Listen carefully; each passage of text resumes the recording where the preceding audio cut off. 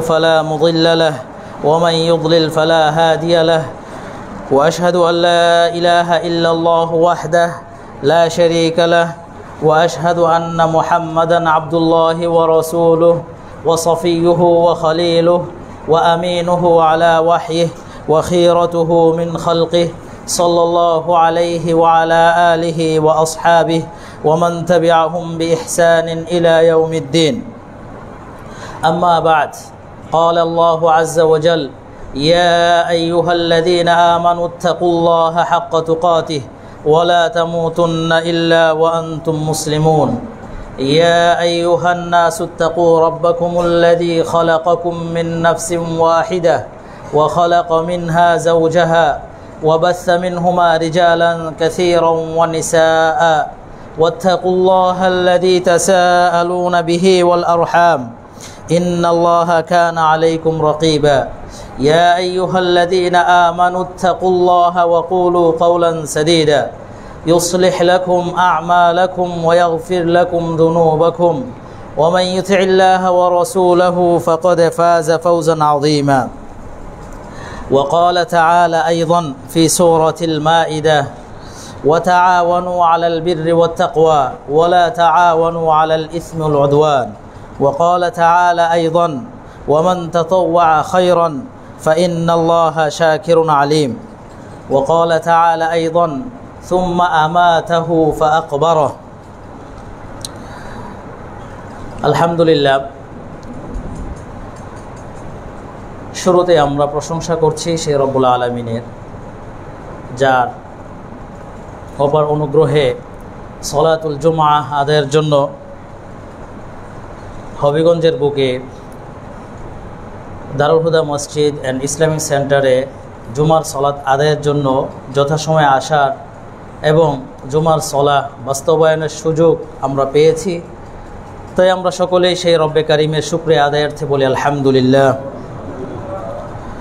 দরুদ ও সালাম বর্ষিত হোক নবী মুহাম্মদ সাল্লাল্লাহু আলাইহি ওয়াসাল্লামের প্রতি। আল্লাহুম্মা সাল্লি আলাইহি আল্লাহুম্মা বারিক আলাইহি।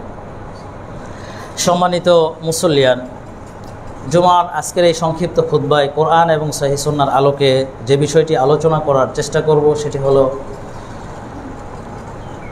সামাজিক উন্নয়নে অবদান রাখা, ইসলামের দৃষ্টিতে সামাজিক উন্নয়নে অবদান রাখা। ওমা তৌফিক ইল্লা বিল্লাহ। সম্মানিত মুসল্লিয়ান, আমরা একদিক থেকে মানুষ, আল্লাহ তাআলা আমাদেরকে শ্রেষ্ঠত্ব দিয়েছেন, আবার আমাদেরকে উম্মাহ হিসেবে শ্রেষ্ঠ উম্মাহ অধিকারী করেছেন। এটা একটা বড় নিয়ামা। এই নিয়ামাগুলো আমাদেরকে দিয়েছেন, সাথে সাথে আমরা এই দুনিয়ার জীবনে মানুষ হিসেবে বসবাস করতে গেলে এককভাবে বিচ্ছিন্নভাবে বসবাস করার কোনো সুযোগ নেই। কেউ যদি মনে করে আমি এককভাবে বৈরাগ্য জীবনযাপন করব, কারোর সাথে কোনো সম্পর্ক থাকবে না, কোনো ভরণ পোষণ থাকবে না, কিছুই নেব না আমি, এটা সুস্থ মানুষ যারা আছে, যাদের বিবেক সুস্থ আছে, তাদের পক্ষে এটা সম্ভব নয়, এটা কেউ বিশ্বাস করবে না। অতএব এটা আল্লাহ প্রদত্ত একটা বিষয়। তিনি আমাদেরকে সামাজিকভাবে বসবাস করার কি করেছেন, আমাদেরকে পৃথিবীতে পাঠিয়েছেন, সামাজিকভাবে আমরা বসবাস করব। এখন এই সামাজিকভাবে বসবাস করতে গেলে সামাজিক কিছু কাজ আছে যেগুলো আমাদের একজন সমাজের মধ্যে সাধারণ মুসলিম হিসেবে আমাদের এই কাজগুলো করা দরকার। ইসলাম এমন কতগুলো বিষয়ে উদ্বুদ্ধ করেছে। সেই হিসেবে দেখেন, একজন মানুষ যদি সমাজে বসবাস করে, সামাজিকভাবে কি কি দিক আসে। সমাজে বসবাস করতে গেলে আমরা কতগুলো দিক দেখি। কারো খারাপ অবস্থা দেখি, কেউ অসুস্থতার কারণে অসুস্থতায় ভুগছে সমাজে, কেউ আর্থিক অসচ্ছলতায় ভুগছে, কেউ বা বিভিন্ন বিপদ আপদ নিয়ে আছে, আবার কেউ যে এমন কিছু লোক আছে যারা প্রতিবন্ধী, তাদের আসলে ওই রকম সেবা যত্ন পায় না, সামাজিক কিন্তু তারা। এই যে এই অবস্থাগুলো একটা সমাজে থাকে, আবার এর বিপরীতে ভালো অবস্থানও সমাজে আছে। আপনাকে আমাকে সুস্থ রেখেছেন, সামাজিকভাবে আমরা সুস্থভাবে সচ্ছলভাবে জীবনযাপন করতে পারছি। আপনার পরিবারে একজন অসুস্থ হলে চিকিৎসা করার মতো সামর্থ্য আপনাকে আল্লাহ দিয়েছেন, আপনি চিকিৎসা করাতে পারছেন। এই যে আল্লাহ তাআলা এই নিয়ামতগুলো আপনাকে কোনোটার ক্ষেত্রে বেশি দিয়েছেন, আরেকজনকে সেই অবস্থা সেই নিয়ামতটা কম দিয়েছেন। এখন আমরা এই সমাজে বসবাস করতে গেলে এই যে নিয়ামতগুলো যাকে এই বিষয়টা থেকে কম দেওয়া হয়েছে, যাকে সুস্থতা হওয়ার মতো সামর্থ্য আল্লাহ তাআলা দেন নাই, চিকিৎসা করার মতো সামর্থ্য দেন নাই, ওই ব্যক্তি কি ওইভাবেই অবস্থানে থেকে যাবে, নাকি আমি আপনার কোনো কর্তব্য আছে? এই বিষয়টা আমাদেরকে এই মর্মে আল্লাহ তাআলা কোরআনে একটা কমন কথা বলেছেন, সাধারণ সকল বিষয় এর অন্তর্ভুক্ত। তিনি বলছেন ওয়া তাআওয়ানু আলাল বিররি ওয়াত তাকওয়া, তোমরা কি করো? কল্যাণকর কাজে, ভালো কাজে সহযোগিতা করো। যত এর মধ্যে যা আছে, ভালো কাজ যতগুলো আছে, কেউ অসুস্থ হলে তার সেবা করা, তাকে চিকিৎসা না করতে বলে চিকিৎসার জন্য সহযোগিতা করা, এগুলো সব এর মধ্যে পড়ে যায়, খারাপ কাজে নয়। এবং নিষেধ করেছেন ওয়ালা তাআওয়ানু আলাল ইসমি ওয়াল উদওয়ান, তোমরা খারাপ কোনো কাজে, সমাজে কোনো খারাপ কাজে বিন্দু পরিমাণ সহযোগিতা করবে না। যেই কাজে পাপ আছে সেই কাজে সহযোগিতা করা যাবে না। তাহলে আমাদের কাছে দুইটা অবস্থা, সমাজের কিছু ভালো দিক আছে, আবার কিছু খারাপ দিক আছে। যদি ভালো দিক আছে সেই ক্ষেত্রে আমরা আল্লাহ তাআলা তিনি নিজে আমাদেরকে কি করেছেন? উৎসাহিত করেছেন, তিনি নির্দেশ দিয়েছেন তোমরা ভালো কাজে সহযোগিতা করবে। আর সমাজে যত ধরনের অপরাধ আছে, খারাপ কাজ আছে, সেগুলোতে কোনো প্রকার সহযোগিতা করবে না। এটা আল্লাহ তাআলা তিনি নির্দেশ দিয়েছেন। অন্য আয়াতে বলছেন ওয়ামান তাতাওয়া খায়রান ফাইন্নাল্লাহা শাকিরুন আলিম, আর যে কল্যাণকর কাজে কি করবে, কাজ করবে, ভালো কাজগুলো করবে, সেজন্য জেনে রাখে কি ফাইন্নাল্লাহা শাকির আলিম, যে নিশ্চয়ই আল্লাহ তাআলা কৃতজ্ঞকারী, শাকির শুকরিয়া আদায়কারী এবং আলিম। আপনি যেই কাজগুলো করছেন, কল্যাণকর কাজটা করছেন, এই বিষয়ে তিনি একেবারেই সম্যক অবগত। তিনি জানেন, তিনি এই বিষয়টা যে আপনি এই কাজটা করছেন, একজনকে উপকার করেছেন, সেটা আল্লাহ তাআলা জানেন। তাহলে সমাজে দুইটা অবস্থা আমরা পেয়ে গেলাম, ভালো কাজ এবং মন্দ কাজ। ভালো কাজে সহযোগিতা, মন্দ কাজে সহযোগিতা না করা আল্লাহ তাআলার নির্দেশনা রয়েছে। এছাড়া রাসূল সাল্লাল্লাহু আলাইহি ওয়াসাল্লাম তিনি একাধিক বর্ণনায় এই বিষয়গুলো স্পষ্ট করে দিয়েছেন। তিনি বলেছেন আল মুসলিমু আখুল মুসলিম লা ইয়াযলিমুহু ওয়া লা ইউসলিমু, একজন মুসলিম তার অপর মুসলিম সে তার ভাই। অর্থাৎ মুসলিম হিসেবে আপনি যেখানেই যান, একজন পরিচয় যদি হয় যে সে মুসলিম, সে ইসলাম ধর্মের অন্তর্ভুক্ত, তখন সে আপনার ভাই।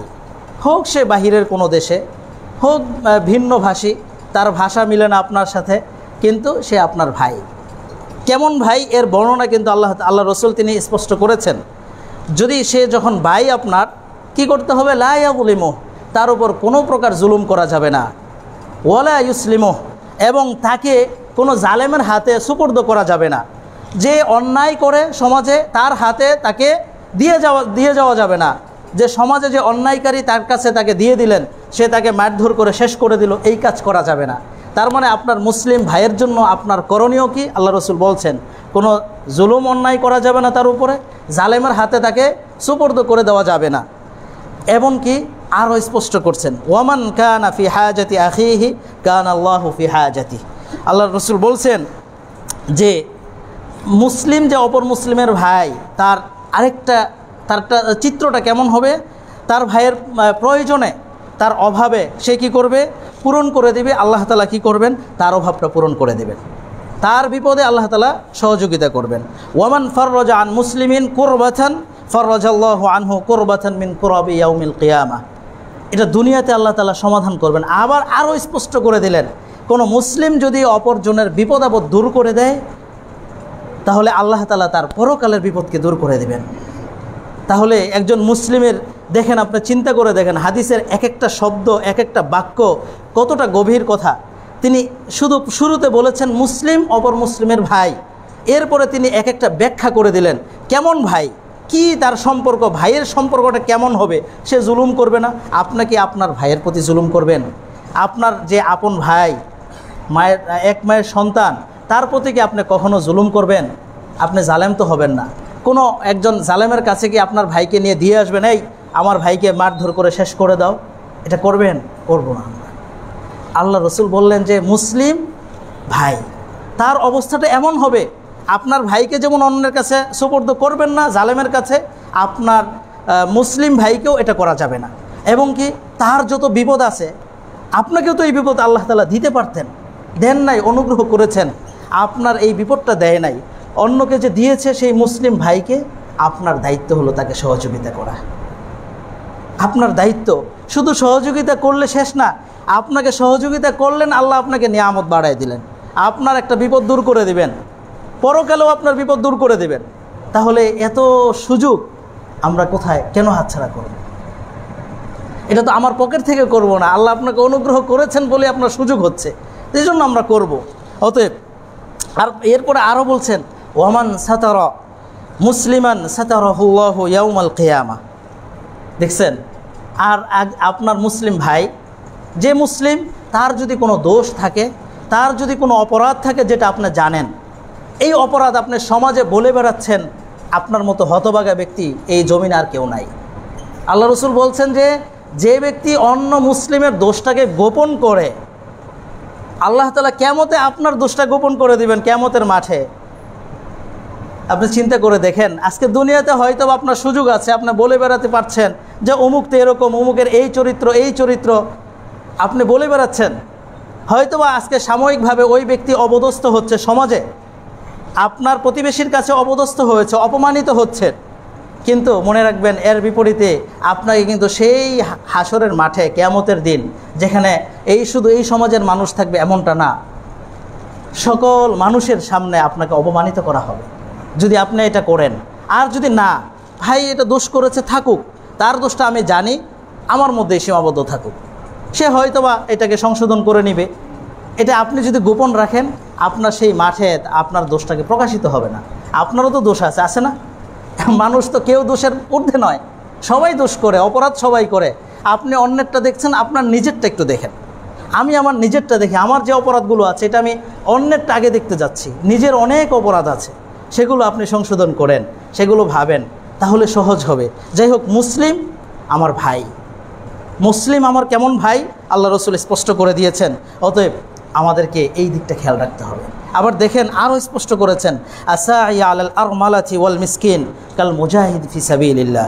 ইমাম বুখারী মুসলিম উভয় বর্ণনা করেছেন যে একজন বিধবা নারী অথবা মিসকিন হতদরিদ্র মানুষ, তাকে যে সহযোগিতা করার জন্য এগিয়ে যাবে, বিধবা মানুষ, বিধবা মহিলা যারা থাকে, তাদের অভাব কী জিনিস, তারা কতটা কষ্টে থাকে, এটা তারাই জানে। স্বামী মারা যাওয়ার পরে তিনি যে দুনিয়ার মধ্যে অসহায় হয়ে যায়, এটা একমাত্র ওই নারী জানে। আল্লাহ রসুল বললেন যে ওই নারীকে যারা সহযোগিতা করবে, অথবা সমাজের যে মিসকিন দরিদ্র আছে তাদেরকে যারা সহযোগিতা করার জন্য এগিয়ে যাবে, কাল মুজাহিদি ফি সাবিলিল্লাহ, তারা আল্লাহর রাস্তায় জিহাদকারীর মতো হবে, তাদের সওয়াবটা এমন হবে। এটাই না, আল্লাহ রসুল আবার বলছেন যে কিংবা অথবা এটা হবে আল কায়েমুল লাইল, যে রাত্রি যে কিয়ামুল লাইল করলো, সলাত আদায় করলো, তাহাজ্জুদ পড়লো, সেই ব্যক্তির ন্যায় হবেন ওই ব্যক্তি যে হতদরিদ্রকে অথবা বিধবাকে সহযোগিতা করার জন্য এগিয়ে গেল, সহযোগিতা করলো। আবার কি বলেন, আসাইম আন্নাহা, দিনে যে নফল সিয়াম পালন করে ওই নফল সিয়ামকারী ব্যক্তির ন্যায় হবেন, তার সওয়াবটা, তার প্রতিদানটা এমন হবে। অতএব সমাজের এগুলো তো সবাই সামাজিক লোক। একজন বিধবা নারী তিনি সমাজের বাহিরে নন, সমাজেই বসবাস করেন। একজন দরিদ্র মানুষ সমাজেই বসবাস করেন। অতএব এই সামাজিক কাজগুলোতে আল্লাহ রসুল সহযোগিতা করার জন্য এত সুন্দর করে বলে দিয়েছেন, এবং তিনি আমার মুসলিম ভাই, এটাও তিনি শুরুতেই বলে দিয়েছেন। অতএব তাদেরকে আমরা যদি সহযোগিতা করি, তাহলে আমাদের জন্য এত সওয়াবের কথা তিনি উদ্বুদ্ধ করেছেন। আবার দেখেন, এই যতগুলো হাদিস আছে এর মধ্যে প্রায় সব হাদিসগুলোতে খুব সুন্দর করে বলেছেন, মাসালুল মুমিনিনা ফি তাওয়াদ্দিহিম ওয়া তারাহুমিহিম, যে মুমিনদের দৃষ্টান্তটা কেমন, তাদের ভালোবাসা, তাদের বন্ধন, একে অপরের প্রতি কেমন হবে আচরণটা, ভালোবাসাটা কেমন হবে, এর দৃষ্টান্ত হলো একটা দেহের ন্যায়। মাসালুল জাসাদ, একটা দেহের ন্যায়, আপনার দেহটা আপনার দেহের মতো, আরেকজনের প্রতি আপনার ভালোবাসা, টান, মহব্বত, বন্ধনটা কেমন হবে, এটা আপনার এই বডিটার মতো। বডির মধ্যে অংশ কি, আল্লাহ রাসূল বলছেন, ইদাশতাকা মিনহু উদওয়ান, আপনার এই শরীরের কোনো একটা অংশে যদি আপনি কি পান, ব্যথা পান, এটা কি, পুরো শরীরটাকে কি করে তো দা লাহু সাইরাল জাসাদ বিসাহারি ওয়াল হুমা, আপনার পুরো শরীরটাতে কি ঘুমাইতে পারেন না, দাঁতে একটু সামান্য একটা কিছু ঢুকে আপনার ব্যথা করছে, এটার জন্য সারা রাত্র আপনি ঘুমাইতে পারবেন না। আল্লাহ রসুল বললেন এটা। এবং কী করবে, আপনার শরীর গরম হয়ে যাবে, জ্বর চলে আসবে। এটা হলো মুসলিমের একজন মানুষের শরীরের একটা অঙ্গ যদি ব্যথা পায় তাহলে তার পুরো শরীরটাকে একেবারেই জ্বালা যন্ত্রণায় রেখে দেয়। মুসলিম ভাই তার যদি কোনো বিপদ হয়, তার কষ্টে আপনাকে এরকম জ্বালা যন্ত্রণায় ভুগতে হবে, তার কষ্টে আপনার ঘুম থাকবে না। এটা হলো সামাজিক কাজ।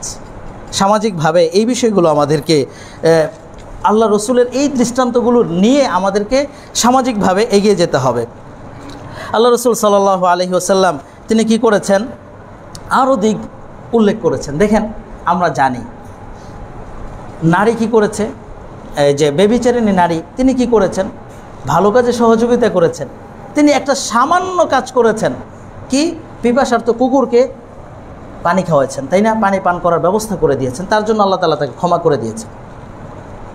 তেমনিভাবে এটা তো একটা সাধারণ কাজ, একেবারে সামান্য কাজ। প্রাণী কুকুর, মানুষও না, কুকুর। তারপরে কুকুর তো আবার কি, কুকুরের ব্যাপারে অনেক বর্ণনা আছে যে কুকুর কি নয়, কুকুর ঘরের প্রাণী নয়, সে হারাম প্রাণী। এই কুকুরকে সে পানি পান করানোর ব্যবস্থা করেছে বলে এই ব্যভিচারী নারীকে আল্লাহ ক্ষমা করে দিয়েছেন, তার ইখলাসের কারণে, তাই না, সহযোগিতা করার কারণে। আবার দেখেন, আমরা যারা আছি মানুষের মুসলিমরা, মানুষ সাধারণ কাজ করবে, এটাতেও আল্লাহ তাআলা ক্ষমা করে দেন। আল্লাহ রসুলের সাহাবী বর্ণনা করেছেন যে এক ব্যক্তি রাস্তা দিয়ে হেঁটে যাচ্ছেন, তিনি কি করলেন, রাস্তায় ওয়াজাদা গুসমা শাউকিন, রাস্তার মধ্যে কাঁটা পেলেন, কাঁটা। এটা কি করলেন, তিনি ফাআখাযা হতে কাঁটাটা সরিয়ে নিলেন, উঠিয়ে নিলেন। আল্লাহ তাআলা ফাশাকার আল্লাহু লাহু, আল্লাহ তাআলা তাকে কি করলেন, তার প্রশংসা করলেন এবং ফাগফারা লাহু, তাকে ক্ষমা করে দিলেন। দেখছেন, সামাজিক, এগুলো হলো সামাজিক কিছু কাজ, সমাজের একেবারেই সামান্য কাজ, সবচেয়ে ছোটো কাজ এগুলা।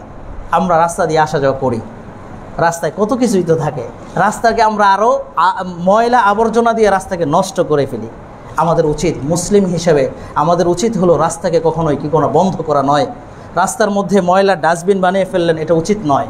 এজন্য আমি বলবো, আপনার রাস্তা, আপনার পাশের রাস্তা, এটা আমাদের সামাজিক কাজ, সামাজিকভাবে করা উচিত, যে যেন রাস্তার মধ্যে ময়লা ফেলানো না হয়, এই উদ্যোগ সমাজে আমাদের নেওয়া উচিত। কারণ এটাতে কষ্ট সবারই হচ্ছে, আপনার হচ্ছে, আপনার প্রতিবেশীর হচ্ছে, আমি কষ্ট করতেছি আবার আমি এখানে ফেলাচ্ছি, তাহলে এটা কেমন হলো? আমি আবার বকা দিচ্ছি, ওরে দুর্গন্ধের জন্য যাওয়া যাচ্ছে না। অথচ আল্লাহ রসুলের চরিত্র হলো, তার সাহাবীদের চরিত্র হলো, সামান্য একটা কাঁটা যদি হয় রাস্তায়, তারা সেটা সরিয়ে নিতেন, আর আমরা আরও ময়লা ফেলে নষ্ট করে ফেলি। অতএব আমরা এই যে সমাজে আছি, যেমন আমাদের এখানে পাশের রাস্তা আছে, সেখানে রাস্তার মধ্যে ময়লার এখানে ময়লা ফেলানোর জায়গাও নয়। আমরা যদি সামাজিকভাবে এই অঞ্চলে যারা বসবাস করেন, আমরা যদি এই উদ্যোগটা নেই, এই রাস্তার মধ্যে ময়লাটা এখানে ফেলানো যাবে না, এটা জায়গা নয়, ময়লা ফেলানোর নির্দিষ্ট জায়গা আছে, এখানে ময়লা নিয়ে যাওয়ার ব্যবস্থা আছে, তাহলে আমরা এই কাজটা করতে পারি না? এটা আমাদের জন্য উচিত, আমাদের করা উচিত। আল্লাহ রসুল সাল্লাল্লাহু আলাইহি সাল্লাম এই সমস্ত কাজে আমাদেরকে এগিয়ে যাওয়ার যে কথা উল্লেখ করেছেন, উদ্বুদ্ধ করেছেন। হাদিস তো এটাই বলছে, কাঁটা যদি সরাতে হয় তাহলে ময়লা দিয়ে রাস্তা নষ্ট করে ফেলা, এটা কি সামাজিক কাজ নয়? এটাকে বন্ধ করা উচিত নয়? কারণ আমরাই বসবাস করি, যেন আমাদের মধ্যে এটা না হয়, সবাই মিলে এই কাজটা করলে সহজ হবে। যাই হোক, আল্লাহ রসুল সাল্লাল্লাহু আলাইহি ওয়াসাল্লাম তিনি যে সামাজিক কাজগুলো করেছেন, সামাজিক কাজ করার ব্যাপার উদ্বুদ্ধ করেছেন, অনেকগুলো দিক আছে। সামাজিক কাজ কি কি আছে? সামাজিক তো অনেক কাজ আছে। যেমন আমরা যদি দু একটা বিষয় নিয়ে আসি, এর মধ্যে আমরা তো মুসলিমদের এই একটা জীবন, আরেকটা জীবন আছে, সেটা হলো আমাদের জীবন। দুইটা জীবনের মধ্যে কি হয়? মৃত্যু, তাই না? মৃত্যু দিয়ে দুইটা জীবনকে পার্থক্য করে দেওয়া হয়েছে, দুনিয়ার জীবন আর হলো পরকালের জীবন। পরকালের জীবনের প্রথম ধাপটা কি? প্রথম স্থানটা, বাসস্থানটা কোথায়? কবর। সে কবর আমাদেরকে থাকতে হবে। আপনি কি ভেবে দেখেছেন কবরটা কেমন হবে? আপনার সমাজের কবরস্থানটা কি অবস্থায় আছে? আল্লাহ তাআলা বলছেন, সুম্মা আমাতাহু ফাআকবারা, কি মৃত্যুর পরে ফাআকবারা, তাকে কবরস্থ করতে হবে। তার মানে কবর আমাদের জন্য, মুসলিমের জন্য কবর দেওয়া এটা কি নতুন কোনো বিষয় নয়। কবরের বিধান, কবর সেই আদম আলাইহিসসালাম থেকেই শুরু হয়েছে। আমাদের জন্য কীভাবে কবর করা হবে আল্লাহ রসুল নির্দেশনা দিয়েছেন। এখন আমার কথা হলো, আপনি সমাজের যে চিত্রটা যদি আমরা তুলে ধরি, আপনি দেখেন তো সমাজে আপনি কবরস্থান কিভাবে পাবেন? সমাজের সামাজিক কবরস্থান খুব কম সমাজে আছে। কি আছে? পারিবারিক কবরস্থান আছে। আপনার দেখেন, এই যে আমরা এখানে যারা আছি, এই যে এইখানে মসজিদে যারা আছি, অধিকাংশ ব্যক্তির তাদের পারিবারিক কবরস্থান আছে। আমি খারাপ কিছু বলি নাই, পারিবারিক কবরস্থান করতে পারেন, অসুবিধা নেই। কিন্তু এর ফলাফলটা কি? এর ফলাফলটা কি? আপনার দাদা কবরস্থানের জন্য জায়গা, দাদা মারা গিয়েছে, ভালোবাসা তার প্রতি আছে, শ্রদ্ধা আছে বলেই তাকে কবর দিয়েছেন ঘরের পাশে। ঘরের পাশে আজকে হয়তো আপনার ঘরটা এরকম এতটুকু জায়গা নিয়ে, তার পাশে কবর দিয়েছেন। দাদার প্রজন্ম শেষ, আপনার ছেলে মেয়েদের প্রজন্ম শুরু। তারা কি করলো? তাদের ঘর বড় করতে হবে, প্রশস্ত করতে হবে। তারা কি করলো? তাদের কি জ্ঞান বুদ্ধি কিছুই ছিল না? তারা কবরটা দিয়ে গেছে আমার ঘরের পাশে, আর জায়গা পায় নাই তারা কবর দেওয়া। এই কথাটা কি আসবে না? এই কথাটা কি আসবে না সমাজে? তারাই বলবে। অথচ তার কিন্তু পূর্বপুরুষ এর কবর, সে হয় কবরের উপর দিয়ে ঘর বানিয়ে ফেলবে, আর না হয় জমিটা বিক্রি করে দেবে। সে এইগুলো কোনো বিষয়, কবরটাকে কবর হিসেবে সম্মান করা, তার কবরটা যে আমার মুসলিম, একদিকে মুসলিমের কবর, অপরদিকে তার আত্মীয়, তারই পূর্বপুরুষ কারো কবর, সেই কবরটাকে তারা মূল্যায়ন করবে না। মূল্যায়ন না করে সেখানে তারা ঘরবাড়ি করবে, না হয় জায়গা বিক্রি করে দেবে। এটা সমাজের একটা বাস্তব চিত্র। অতএব এই জন্য আমি বলি, সামাজিক কবরস্থান খুবই গুরুত্বপূর্ণ। সামাজিক কবরস্থান বিক্রি করার সুযোগ থাকে না, সেখানে আর বিক্রি করার সুযোগ নাই। সামাজিকভাবে সেই কবরস্থান রেজিস্ট্রি হয়ে যায়, রেজিস্ট্রি করা হয়। রেজিস্ট্রি করে যদি একটা কবরস্থান নির্ধারণ করা হয়, তাহলে সমাজবাসী, সমাজে দেখেন আপনার এই সমাজে বসবাস করে সবাই কি, সবার কি জায়গা আছে পারিবারিক কবর করার? সবার এই জায়গা নাই, কারো থাকার জায়গাটা নেই, কবরের জায়গা কোত্থেকে করবে? সে ওই ব্যক্তি তার কবরটা কোথায় দিবে? কোথায় দিবে যদি সামাজিক কোনো ব্যবস্থাপনা না থাকে? আপনি যদি সামাজিক এই কাজটাকে মূল্যায়ন করেন, এই কাজটার উদ্যোগ নেন, সমাজের একটা সামাজিক কবরস্থান আমরা করব, তাহলে আল্লাহ তাআলা যে বলছেন ওয়াতাআওয়ানু আলাল বিররি ওয়াত তাকওয়া, তোমরা কল্যাণকর কাজে কি করো? সহযোগিতা করো। আপনি যে এই কাজটা করলেন, এর মাধ্যমে কত পরিমাণ সওয়াব পাবেন আপনি চিন্তা করতে পারবেন না। এবং সমাজ থেকে একটা বড় ধরনের অপরাধ আপনি কি করলেন? দূর করে দিলেন। এই জন্য আমি বলবো, আপনি পারিবারিক কবরস্থান যদি করেন, তাহলে আমার পরামর্শ হলো পারিবারিক কবরস্থান অবশ্যই সেটাকে কি করবেন? কবরস্থান জন্য বাউন্ডারি করে, রেজিস্ট্রি করে কবরস্থান হিসেবে একবার আলাদা করে দেবেন। তার সাথে কোনো সম্পর্ক নাই। উন্মুক্ত কবরস্থান রাখা যাবে না। তার মানে এই নাই যে একটা কবরকে পাকা করে, কথা আমি বলি নাই। আপনার কবরটাকে এরিয়া করে নিলেন, এই যে এটা কবরস্থান, আমাদের পারিবারিক কবরস্থান, আলাদা করে দেন। তাহলে আপনার বংশর পরবর্তী প্রজন্ম কেউ এই দুঃসাহস করবে না, সেটাকে আর তাদের জন্য তাদের নামে নেওয়ার কোনো সুযোগ থাকবে না। এটা হলো একেবারে সর্বনিম্ন স্তরটা। এর বিপরীতে আপনার উচিত হলো, আপনার 2% জমি দেওয়ার সুযোগ আছে, কবরস্থানের জন্য আপনি 2% জমি দিয়েছেন, কিন্তু আরেক ভাইয়ের কি বলে 1 পয়েন্ট জায়গা দেওয়ার মতো সামর্থ্য নাই। আপনি 2% দিয়েছেন, আরেক ভাই হয়তো বা 1% এক জায়গায় দিতে পারছে। আপনার সমাজের মধ্যে 10 জনে কি করছেন? 10 জায়গায় 10টা কবরস্থান বানিয়েছেন। তাহলে আপনি ক্ষতি করলেন কয়টা? 10টা জায়গাকে আপনার কি করলেন? মানে ওই জায়গাগুলো আর আমাদের দুনিয়াবি কাজে ব্যবহার করার সুযোগ হচ্ছে না। এটাকে যদি আমরা এক জায়গাতে নিয়ে আসি, তাহলে আপনার 9টা জায়গা আমাদের সেভ হয়ে যায়। 9টা জায়গা আমরা ব্যবহার করতে পারছি, আমাদের দুনিয়াবি কাজে ব্যবহার করতে পারছি, আমরা আমাদের জীবনযাপনে কাজে লাগাতে পারছি। তাহলে ওইটা আমাদের জন্য দুনিয়াতেও কল্যাণ এবং পরবর্তী প্রজন্মের জন্য ভালো। তারাও আমাদেরকে বকাবকি করবে না, তারাও আমাদের প্রতি লানত দিবে না, অভিশাপ দিবে না, আমাদের বুঝের উপর তারা কি করবে না? অপবাদ দিবে না। অতএব আমি বলবো যে আমরা এখানে যারা আছি এবং যারা আমাদের কথাগুলো শুনবেন, যে সকলকেই আমি আহ্বান জানাবো যে আসুন আমরা সামাজিক কবরস্থানে এগিয়ে আসি। আপনার এলাকায়, আপনি এখানে আছেন, শহরে আছেন, আপনার এলাকায় দেখেন সামাজিক কবরস্থান নাই। অনেক গ্রাম আছে যেখানে সামাজিক কবরস্থান নাই। আপনার উচিত আপনি উদ্যোগটা গ্রহণ করেন, আপনার সমাজে যেন সামাজিক কবরস্থান থাকে। সেখানে সামাজিকভাবে আপনার এক সামর্থ্য আছে, অল্প দেন, যাই পারেন টাকা দিয়ে হলেও সামাজিকভাবে ব্যবস্থা করার উদ্যোগ গ্রহণ করেন। এতে করে আপনার সমাজবাসী আপনার জন্য দোয়া করবে। আপনার জন্য দোয়া করবেন। এর মাধ্যমে আপনি অনেক গুনাহ থেকে, অপরাধ থেকে আপনি বেঁচে যাবেন এবং সমাজকে বাঁচাবেন। এটা কত বড় কল্যাণকর কাজ আপনি একটু চিন্তা করে দেখেন। একটা সমাজের মধ্যে একটা মানুষ মারা যাওয়ার পরে তাকে কবর দিতে অনেক জায়গায় পারে না, অনেক জায়গায় কি করবে কোনো দিশা না পেয়ে কোনো এক জায়গায় রেখে দেয়, এমনও হয়। কেন ভাই? আমরা তো মানুষ, মুসলিম, আমার অপর ভাইয়ের ব্যথায় আমাকে ব্যথিত হতে হবে। অতএব আসুন আমরা সামাজিক কবরস্থানের ব্যবস্থা করি। দেখেন কেন সামাজিক কবরস্থানের কথা বলছি। আজকে দেখেন, যদি কবরস্থান এখানে এক জায়গায় দিয়ে দিলেন, দেওয়ার পরে হয়তো বা আপনার পরবর্তী প্রজন্ম জায়গাটা মসজিদ মাদ্রাসায় দান করবে। তারা কি করে, ওই যে কবর দেওয়া আছে সেই জায়গাটা দান করে দেয়। আরে ভাই, আল্লাহ রসুল তো নিষেধ করেছেন। আল্লাহ রসুল তিনি কি করছেন, যে নাহা রসুল্লাহ সাল্লাল্লাহু আলাইহি ওয়াসাল্লাম ইউজাসসাল কবর, তিনি কবরকে পাকা করতে নিষেধ করেছেন, কবর পাকা করতে নিষেধ করেছেন। এবং ওয়াই ইউকাদা আলাইহি, কবরে বসতে নিষেধ করেছেন। ওয়াই ইউবনা আলাইহি, এবং কবরের উপর কোনো ধরনের নির্মাণ করা যাবে না।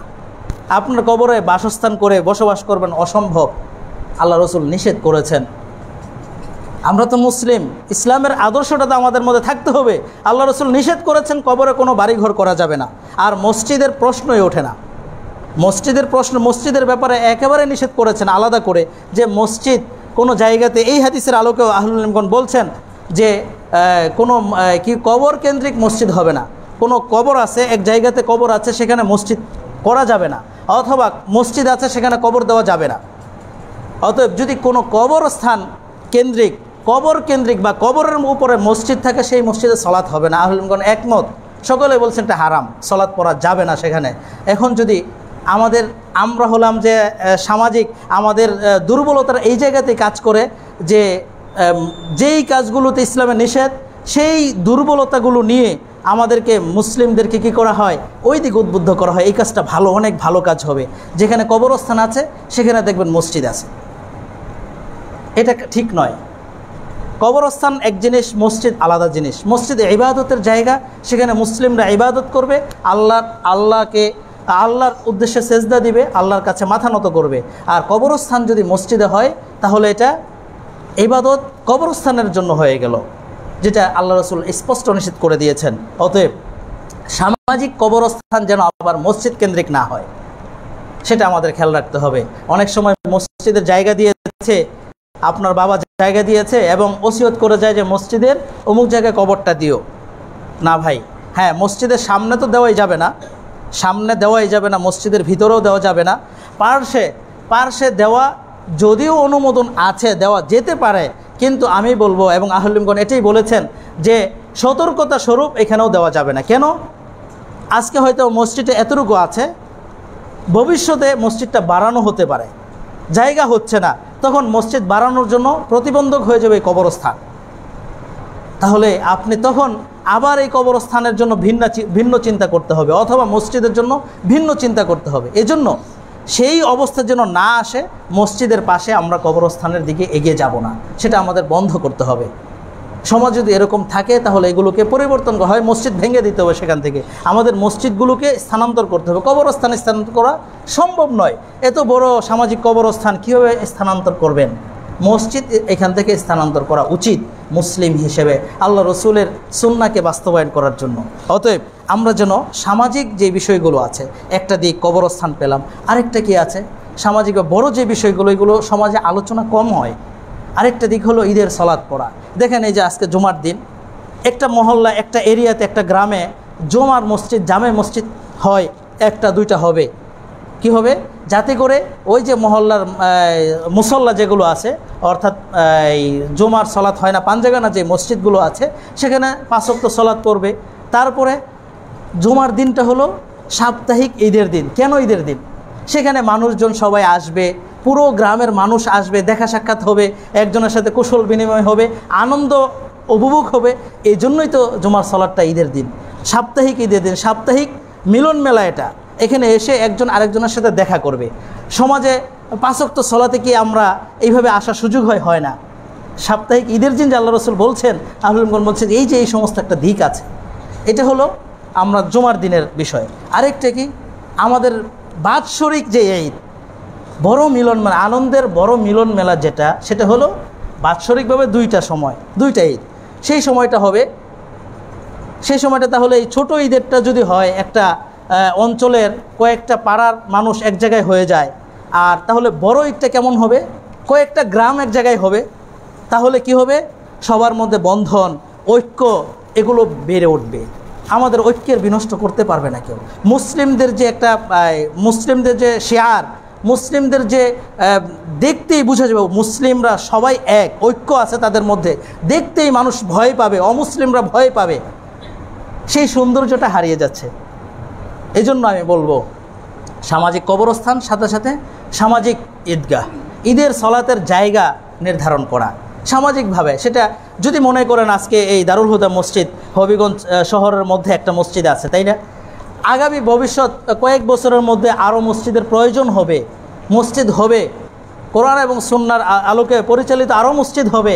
সেই মসজিদের যদি এখন এমন হয় প্রত্যেকে যার যার মসজিদে, যেটা বাস্তবে এখন এই মসজিদে জুমার সালাত হলো, মনে করেন পাশের মসজিদে জুমার ঈদের সালাত হলো, তার পাশেরটা হলো, হবিগঞ্জে মনে করেন 10টা মসজিদ আছে, জুমার সালাত হয়, কথার কথা। তাহলে এই 10টা মসজিদে যদি আবার ঈদের সালাত হয়, তাহলে মানুষের মধ্যে ঐক্যটা হবে কোথায়? আপনার তো দেখা হবে না তার সাথে। এই জন্য আমি বলবো আমরা যারা এখানে আছি, আমাদের এলাকায় শহরে যে আমরা এটা চেষ্টা করব, এবং নিজ এলাকায় আমরা যেন চেষ্টা করতে পারি যে আমাদের সমাজে, আমাদের এলাকায় মসজিদ যদি 5টা হয়, জুমার মসজিদ 5টা আছে, 5টা মসজিদ একসাথে হয়ে এক জায়গায় ঈদের সালাত আদায় করব। তাহলে ঈদের যে একটা মূল ভাবটা সেটা আমাদের মধ্যে ফুটে উঠবে এবং ঐক্য আমাদের মধ্যে খুব সহজে আসবে। অতএব সামাজিক, আল্লাহ রসুল সাল্লাল্লাহু আলাইহি সাল্লাম কী করেছেন? ঈদের সালাত কই পড়েছেন? আল্লাহ রসুলের মসজিদে, তার মসজিদে এক ওয়াক্ত সালাত পড়লে 1000 সওয়াব হবে, 1000 গুণ সওয়াব বেশি হবে। এটা তো আল্লাহ রসুল জানতেন, তিনিই তো ঘোষণা করেছেন।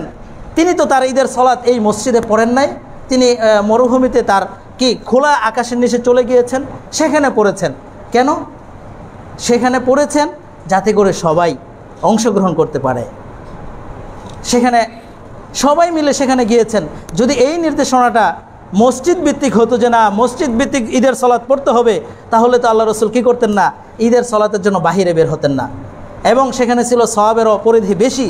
অতএব হাদিস এটাই প্রমাণ করে যে আমরা ঈদের সালাতও কী করব না, মসজিদ ভিত্তিক। হ্যাঁ, বিপদ আপদ আসলে, যেমন বৃষ্টি হলো, পরিস্থিতি ভালো না, সেক্ষেত্রে মসজিদে পড়তে পারে, ভিন্ন বিষয়, কিন্তু খোলা আকাশে পড়ার আমরা চেষ্টা করব। এবং সামাজিক যেন ঈদের সালাত মসজিদ ভিত্তিক, প্রত্যেকটা মসজিদে একটা ঈদগাহ, এটা যেন না হয়, এটা আমাদের খুব খেয়াল রাখতে হবে।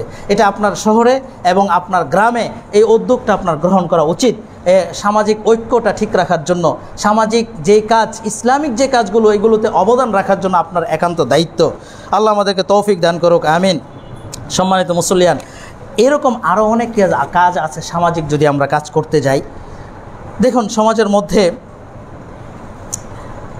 কি বিষয় আছে, সমাজের মধ্যে কি আছে, বিধবা আছে, এতিম আছে। আপনার এই সমাজে তারাও তো একটা সামাজিক মানুষ। আপনাকে আল্লাহ জীবিত রেখেছেন, আপনার সন্তানাদির ছায়া হিসাবে আপনি আছেন, তাদের ভরণ পোষণের ব্যবস্থা করতে পারছেন, আপনাকে অনুগ্রহ করেছেন। আরেকজনকে আল্লাহ তাআলা নিয়েছেন, তার সন্তানাদি জীবিত আছে, তাদের ভরণ পোষণের ব্যবস্থা হচ্ছে না, তারা ঠিকমতো খেতে পারছে না। আল্লাহ রসুল কিন্তু তাদের ব্যাপারে উদ্বুদ্ধ করেছেন। তিনি কি বলেছেন? আনা ওয়াকাফিলুল ইয়াতীমি ফিল জান্নাতি হাকাদা। আল্লাহ রসুল বলছেন যে আমি এবং যে এতিমের ভরণ পোষণ গ্রহণ করবে, যে এতিমের দায়িত্বটা নেবে, তার অবস্থানটা হবে জান্নাতে হাকাদা। তিনি ও আশারা বিসাব্বা ওয়াল উসতা, তিনি তার আঙ্গুলের 2টা আঙ্গুল দিয়ে কী করলেন, ইশারা করলেন, তিনি এরকমভাবে হবে। একবারে কি জান্নাতে তার সাথে হবে, আল্লাহ রসুলের সাথে হবেন। কেন করেছেন? কারণ একজন পিতা যদি থাকে, সন্তানের প্রতি আপনার কেমন ভালোবাসাটা হয়। সন্তান একটু ব্যথা পেয়েছে, রাস্তায় একটু পড়ে গিয়েছে, আপনি এখানে আছেন, আপনি সব বাদ দিয়ে সেখানে চলে যাবেন। আর যার বাবা নাই, সে যদি সেখানে আঘাত পায়, সেও তো তার বাবার প্রতি তাকিয়ে থাকতো, তারও তো সেই অনুভূতিটা আসতো যে আজকে আমার বাবা থাকলে হয়তো বা তিনি আমাকে কি করতেন, এই থেকে বিপদ থেকে উদ্ধার করে নিয়ে যেতেন। আমার হাত কেটে গিয়েছে, আমার বাবা হসপিটালে নিয়ে যেতেন, সেই ব্যথাটা তার মধ্যেও লাগতো। আজকে আপনি আছেন বলে আপনার সন্তানের প্রতি এটা অনুভব করতে পারেন। আপনি সেই সন্তানের যে না থাকার অনুভূতিটা আপনার মধ্যে আসে না। অতএব যাদের বাবা মারা গিয়েছে, যারা আজকে দুনিয়াতে এতিম হয়েছে, তাদের পাশে যেন আপনি আমি দাঁড়াতে পারি, তাদেরকে সহযোগিতা যেন করতে পারি, এটা আমাদের সকলেরই দায়িত্ব। আবার দেখেন অন্য দিক থেকে আরেকটা বিষয় হলো নাশরুল ইলম, ইলম প্রচার করা, সমাজের মধ্যে জ্ঞান অর্জনের ব্যবস্থা করে দেওয়া, মাধ্যমগুলোকে একেবারেই স্বচ্ছ রাখা এবং যেন এটাকে বন্ধ না হয়ে যায় সেই ব্যবস্থা করা। কেন? আল্লাহ রসুল বলছেন, ইদা মাতাল ইনসান ইনকাতা আনহু আমালু, যখন কোনো মানুষ মারা যায় তার তিনটা পথ কি থাকে? আমলের তিনটা পথ অব্যাহত থাকে, চলমান থাকে। একটা হলো সাদাকাতুন জারিয়া, তার এমন কোনো দান যেটা চলমান দান, আপনি দান করেছেন যেই দানটা এখনও চলমান আছে, তাহলে সেই দানগুলো কিছু দিক আছে। যেমন আপনি কোনো পানির ব্যবস্থা করে দিলেন, সে পানি পান করবে মানুষ, একটা টিউবওয়েল বসিয়ে দিলেন, পানি পান করতে থাকবে। একটা মাদ্রাসা মসজিদ নির্মাণ করে দিলেন, একটা মাদ্রাসা করে দিলেন।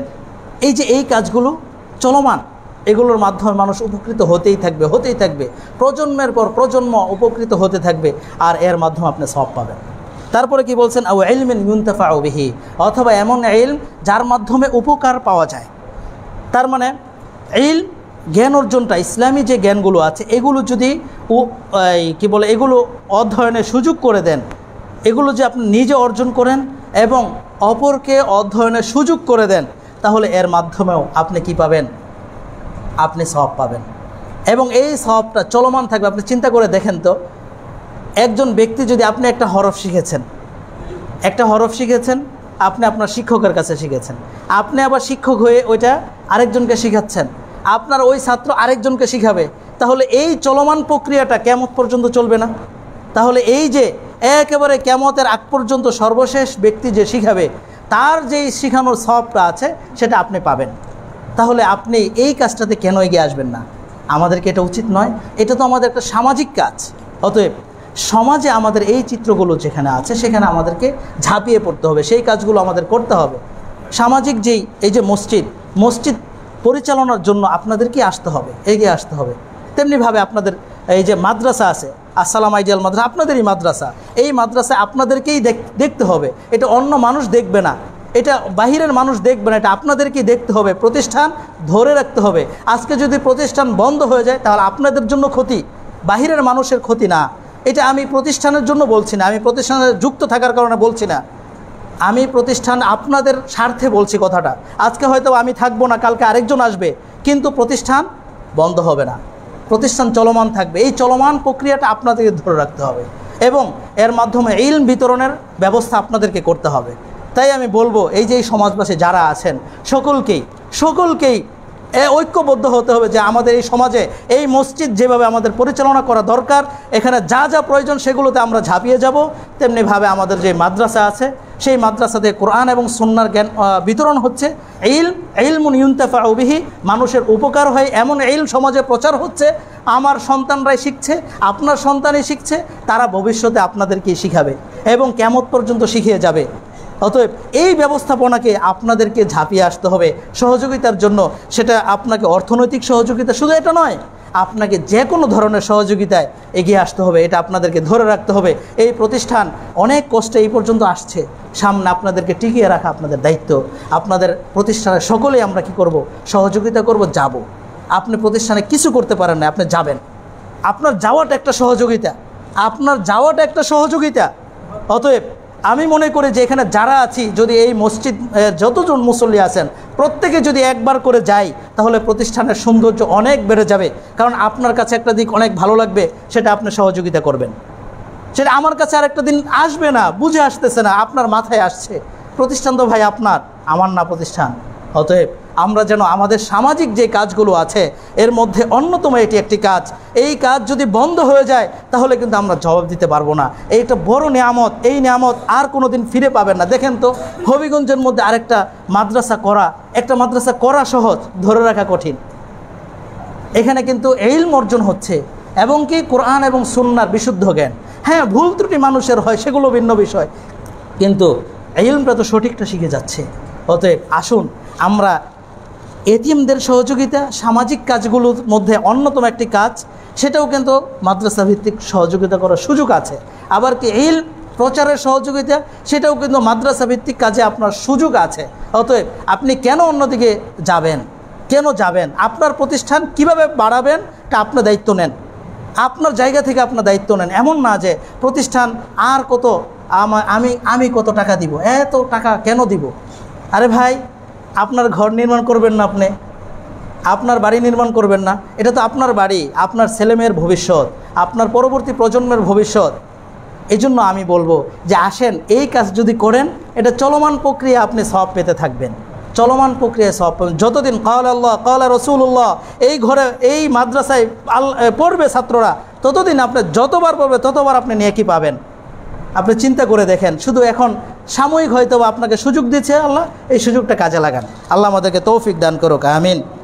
সম্মানিত মুসল্লিয়ান, তেমনিভাবে কোরআন তেলাওয়াতের যে জায়গাগুলো আছে, হালাকাতুল কোরআন, মসজিদ ভিত্তিক যে কোরআনের ব্যবস্থা আছে, সেগুলোতে সহযোগিতা করেন। সামাজিক কাজগুলো, সামাজিক এই কাজগুলো কখনোই বন্ধ করা যাবে না। দেখেন আবু বকর রাদিয়াল্লাহু তাআলা আনহু তিনি একটা কাজ করেছেন। তার মেয়ে আয়েশা রাদিয়াল্লাহু তাআলা আনহা তিনি কি করেছেন? ইফকের ঘটনা আমরা জানি, সেখানে কি হয়েছে, তার উপর অপবাদ দেওয়া হয়েছে। এই কথা শুনে আবু বকর রাদিয়াল্লাহু তাআলা আনহু তিনি মিসতাহ ইবনে উসাসা রাদিয়াল্লাহু তাআলা আনহাকে তিনি কি করলেন? তিনি হতদরিদ্র ছিলেন। মিসতাহ ইবনে উসাসা তিনি দরিদ্র মানুষ ছিলেন, আত্মীয় ছিলেন, তাকে দান করতেন, তাকে টাকা পয়সা দিতেন, হ্যাঁ, সহযোগিতা করতেন। তারপরে আবু বকর যখন স্পষ্ট হয়ে গেল তার মেয়ের ঘটনাটা, আয়েশা রাদিয়াল্লাহু তাআলার ঘটনা, যে তিনি নির্দোষ, এরপরে তিনি ঘোষণা করলেন, আমি আর মিসতাকে কখনোই টাকা কি করব না, সহযোগিতা করব না। তিনি আল্লাহর কসম করে ঘোষণা করে দিলেন।